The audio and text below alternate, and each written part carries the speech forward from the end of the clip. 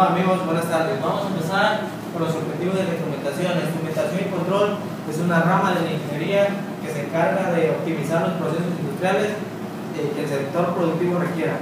Bien, vamos con la terminología. Terminología se refiere más que nada a las palabras que son asignadas a los diferentes equipos o técnicas dentro de lo que es el proceso de instrumentación y control.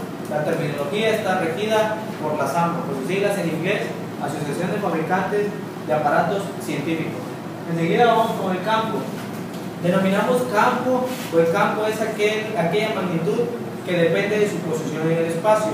Un rango, el rango es aquel valor máximo y mínimo de un instrumento de medición. Entonces vamos a entender por campo o rango de medida a los valores numéricos que tenemos dentro de nuestro instrumento de medición, los cuales nos van a arrojar los datos que nosotros estamos buscando. Bien, vamos a pasar ahora con exactitud. En ciencia, estadística y matemáticas e ingeniería, la exactitud es aquella capacidad que tiene un instrumento de acercarse al valor real de la magnitud. Realmente esto es casi imposible porque nunca vamos a saber la magnitud real de un objeto. Bien, vamos con precisión. Precisión se refiere a la capacidad que tiene nuestro instrumento de arrojarnos el mismo dato siempre y cuando midamos el mismo objeto, pero se presente bajo las mismas condiciones. Esto quiere decir con el mismo instrumento de medición, con la misma persona que le esté midiendo y otros factores que deben de ser los mismos. Bien, pasamos con repetibilidad. Repetibilidad no debe de confundirse con lo que es la precisión. ¿Por qué?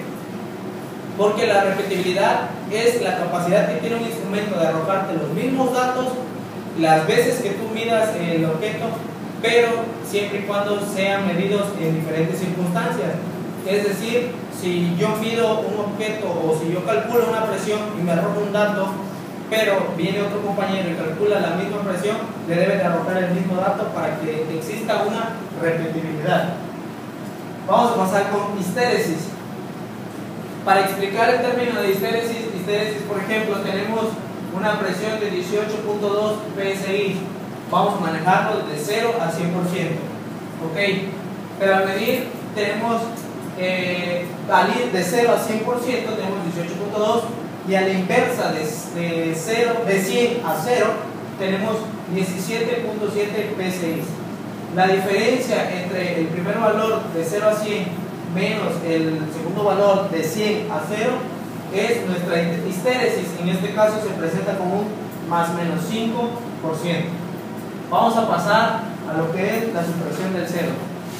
Algunos instrumentos o algunas medidas no precisamente se calculan de 0 a 100.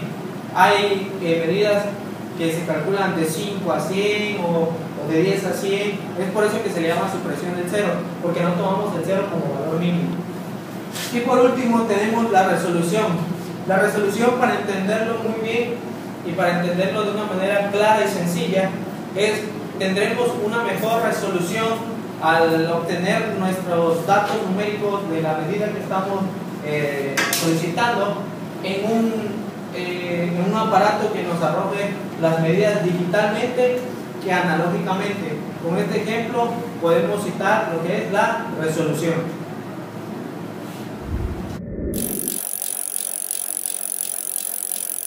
Seguimos con los conceptos de instrumentación y control. Ahora tenemos el 1.2, que es la variable. ¿Qué es la variable? Es la capacidad que tienen los objetos y las cosas de modificar su estado actual, o sea, variar y asumir valores diferentes.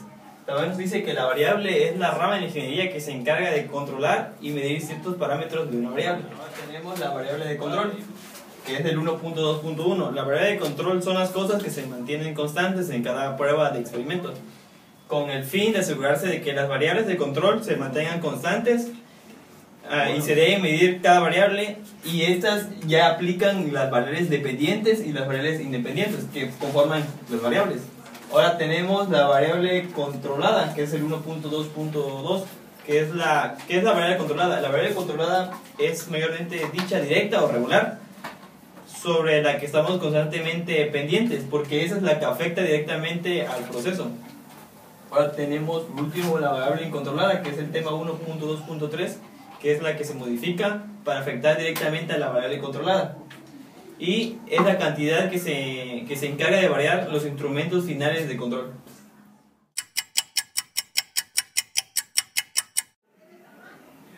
Bueno, continuamos con el 1.3, que es elementos. Para empezar vamos a definir qué son los elementos. Los elementos es un grupo de factores que al unirse hacen un componente o forman un componente. Vamos a proseguir con elementos primarios.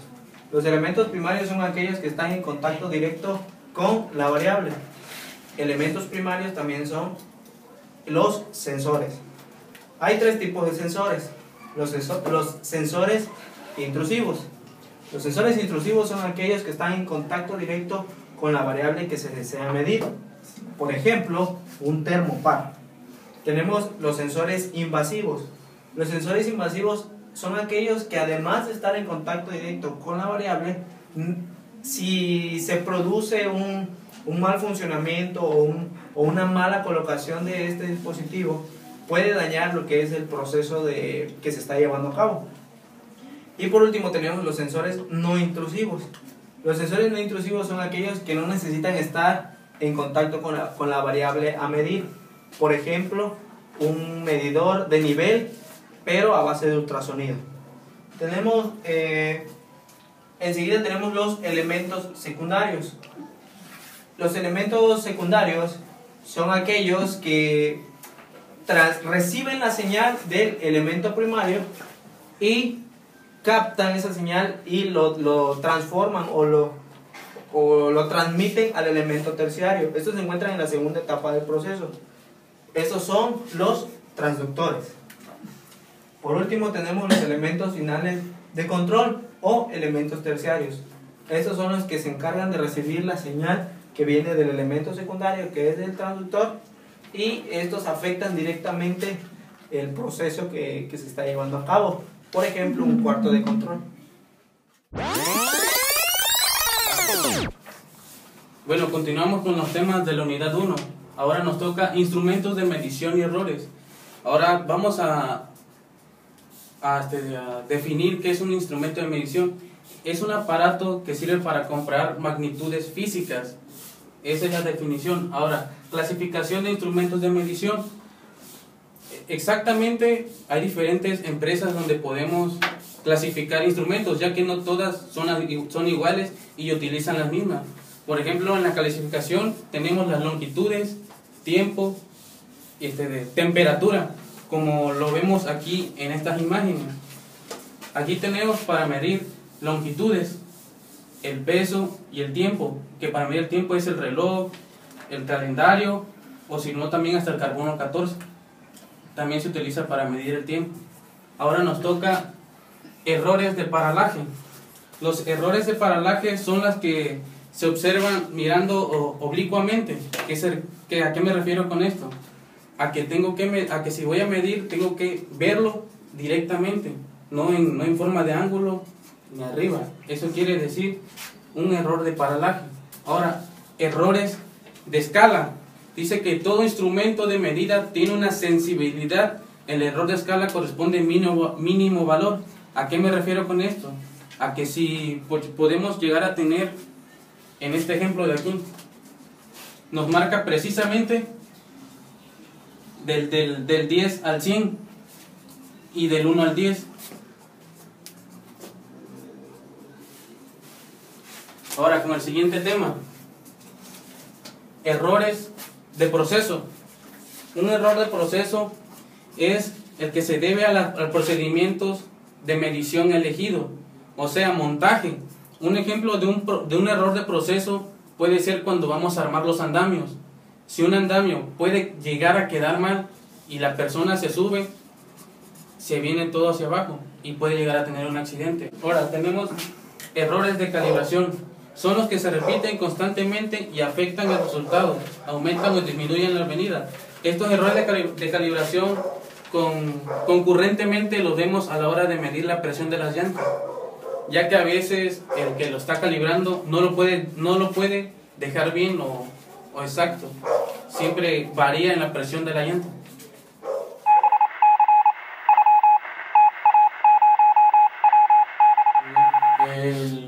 1.5 es el último tema de la unidad que veremos, que es simbología. El 1.5.1 es simbología ISA. Es una de las más importantes organizaciones de estandarizaciones en el campo, como lo es la ISA S5.1, que especifica símbolos de instrumentación. Un cuadro con un círculo interno representa instrumentos que muestran información y realizan acciones de control. Un hexágono representa dispositivos de computación, ejemplo, controladores. Ahora pasamos al siguiente tema, que es letras 1.52, letras de identificación. Se deben considerar los siguientes aspectos de identificación. En todas las letras deben de ser mayúsculas. Las funciones que realizan las letras tienen que tener de 2 a 5 letras. Ahora, cada caso de identificación de las letras tiene su significado. Por ejemplo, cuando son 2 letras mayúsculas, en este caso T y T, sería transmisión de temperatura. Otro ejemplo que tendríamos sería LC, control de nivel, pero la primera letra designa la variable a la que se dedica el instrumento y la segunda letra es la función que tiene el instrumento.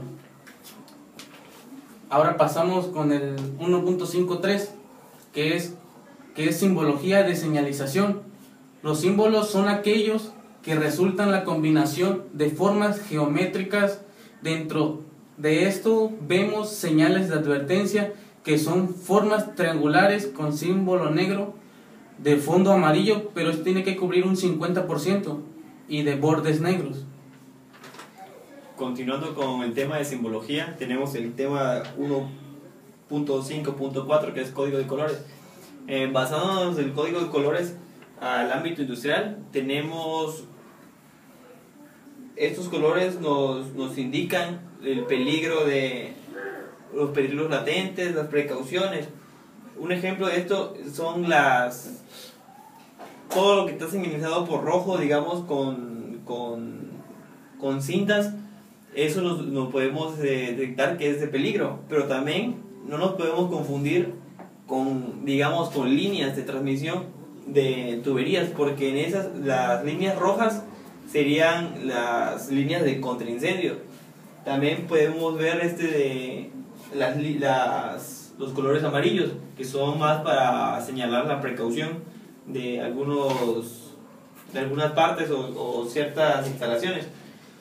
También en esto los colores nos ayudan a identificar, digamos, en las tuberías, lo que estamos transmitiendo por las tuberías.